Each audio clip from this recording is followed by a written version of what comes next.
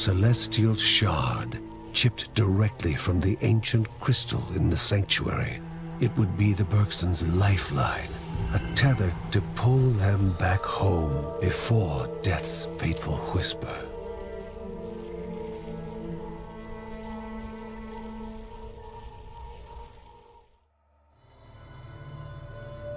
Filling the winding tunnels of the silk-covered caves, the acrid taste of poison lingered in the air. Spiders. Linda told herself it was only target practice. As she readied her bow, they must find the spirit deep within the caves.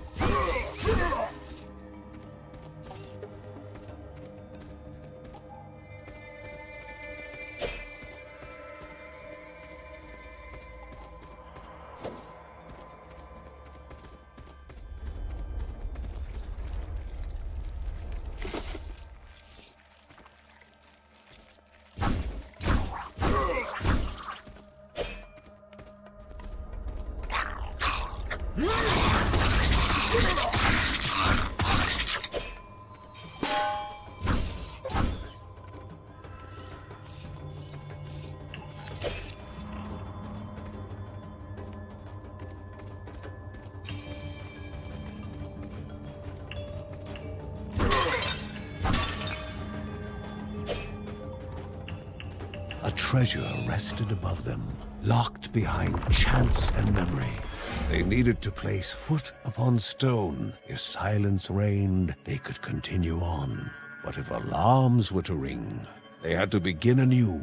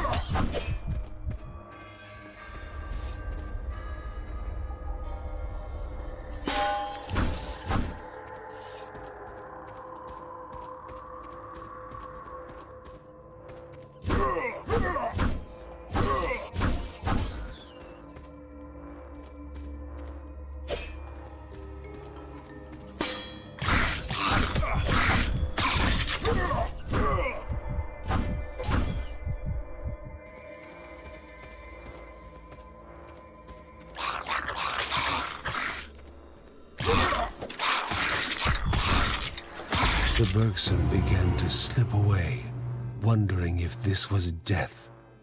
It was warmer than they expected.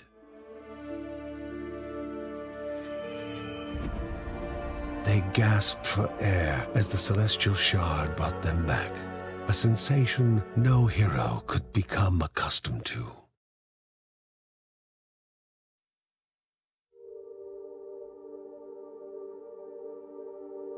As she heard Jhon and Linda describe their foray, thoughts rushed through Margaret's head. The corruption had amplified the creature's wickedness, and no longer were they part of the harmony of the Rhea. With the new threats looming, Margaret asked Ben to prepare his workshop. He would have to take charge of enhancing the warrior family's weapons and armor.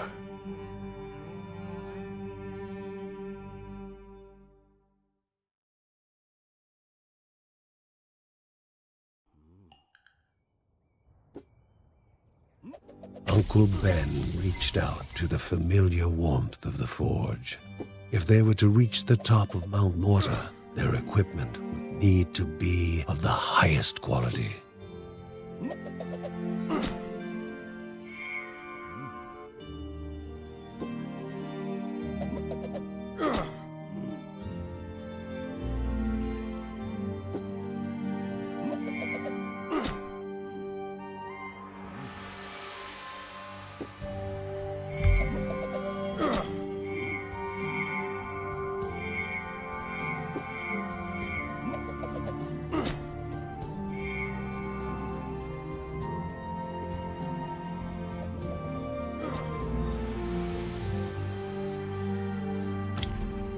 When light faded from the sky and most were fast asleep, Mary would write about her family, immortalizing them for future generations.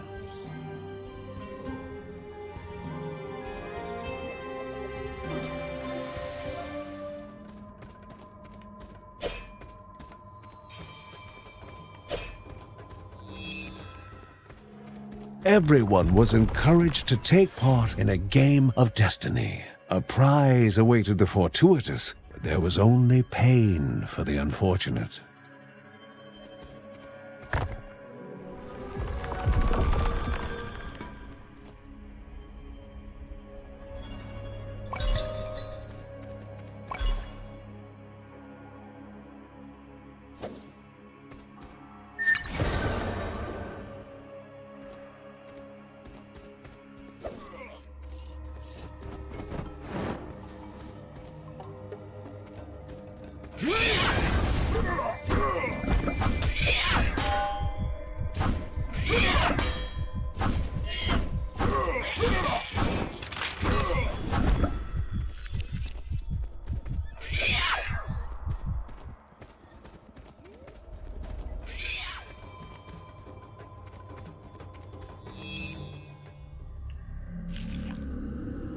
Pilgrims, once lost in cavern mazes, are now trapped. Their poor families forever looking forward to a return that will never happen.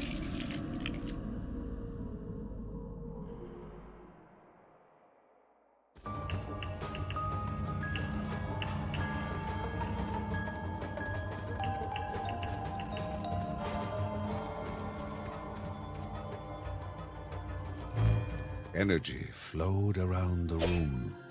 Before the hero, an object of the divine.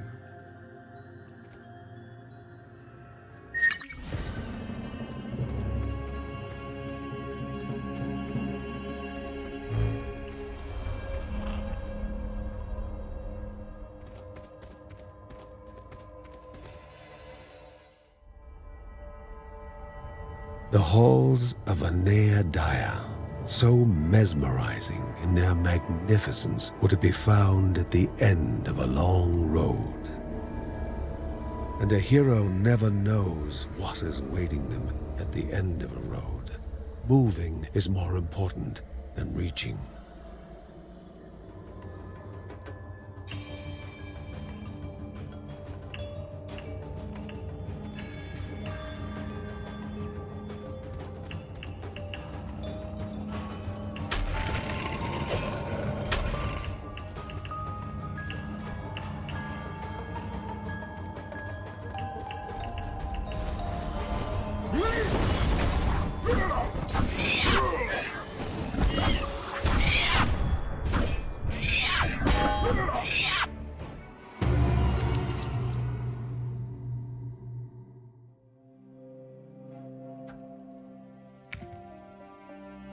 Kevin's need to help all began when his elder brother Mark left the house.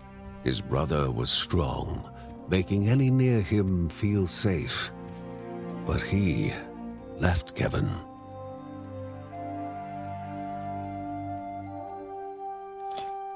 Though Uncle Ben knew what his nephew needed, a focal point for his aspirations.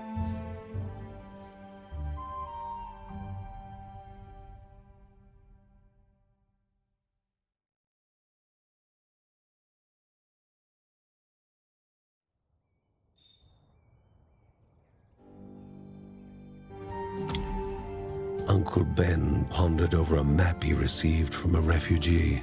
The Silk Caverns were a twisted maze of dead ends and venomous nests. But somewhere along the right path, a Neadia, spirit of the Caldipo Caves, rested.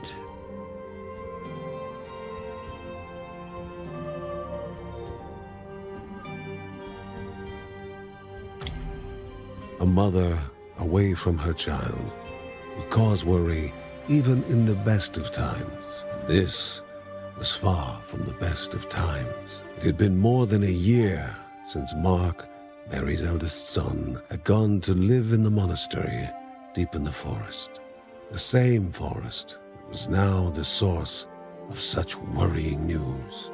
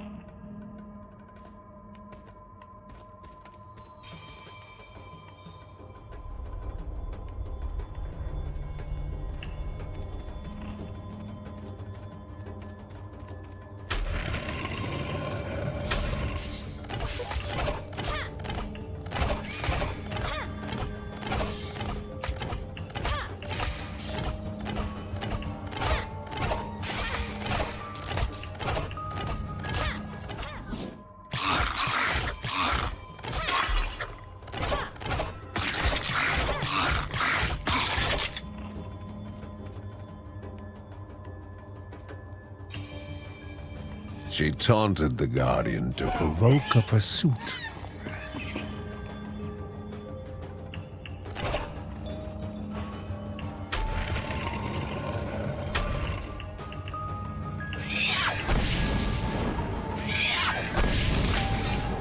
Bellagio fled further.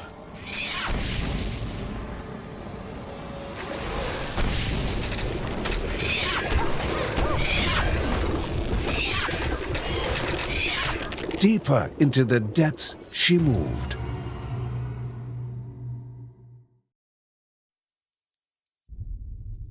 A set of daggers made just for him.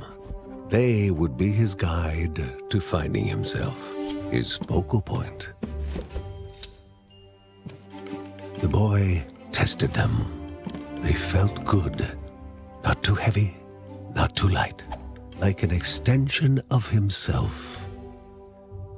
Uncle Ben suggested a few practice swings outside.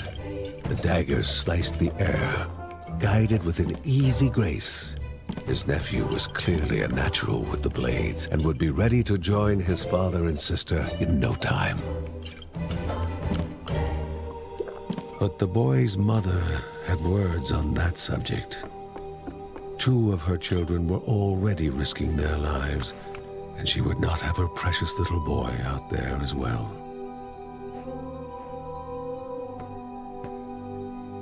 Regretfully, he took the daggers away. Who was he to argue with a mother when it involved her child?